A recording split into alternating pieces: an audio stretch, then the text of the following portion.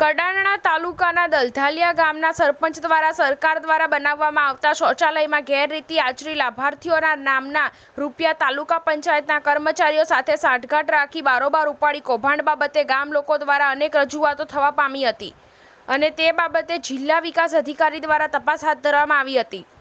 ત્યારે આ ભ્રષ્ટાચાર છુપાવવા સરપંચ અને તેના મળતિયાઓ ભેગા મળી રાતોરાત શૌચાલયો ઊભા કરવામાં આવતા અનેક તર્ક વિતર્ક જોવા મળી રહ્યા છે। ભારત સરકાર દ્વારા ઘરે ઘરે શૌચાલય બનાવવાની કામગીરી કરવામાં આવી રહી હતી।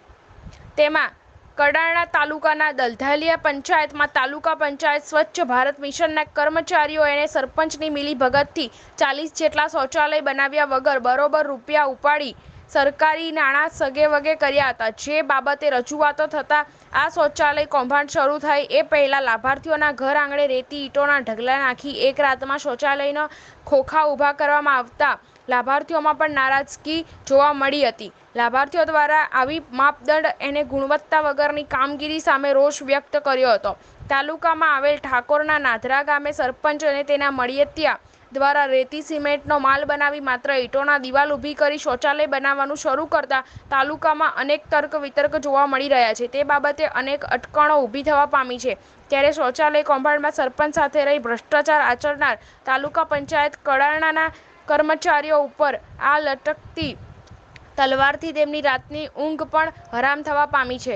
મનોમંથન MK ડિંડોર મહીસાગર। મહેશ લક્ષ્મણ આ સરપંચ અડીવરી આ શૌચાલય બહુ જોયો ત્યાં એક કપડું કઈ છું અને નથી મેરું કુકડો કે નથી દરવાજો કેવી રીતે બોલી દીધું। તારીખ 19/7/2024 રોજ વાગડિયા, મારું નામ વાગડિયા પંકજભાઈ રમણભાઈ, ગામ ઠાકોરનાદરા, તાલુકો કડાણા, જિલ્લો મહીસાગર, પોસ્ટ દલધાલિયા।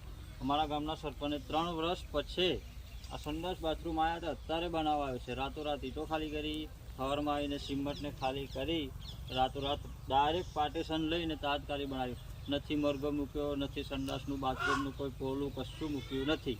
આ વસ્તુ આ જોઈ લે, આ બાજુ કોઈ કશું કર્યું નથી। રાતોરાત બનાવીના દિવસે બનાવીને જતા રહ્યા। જો એક થેલી સિમેન્ટો બનાવ્યું છે, તો આનો કોઈ ન્યાય મળતો નથી।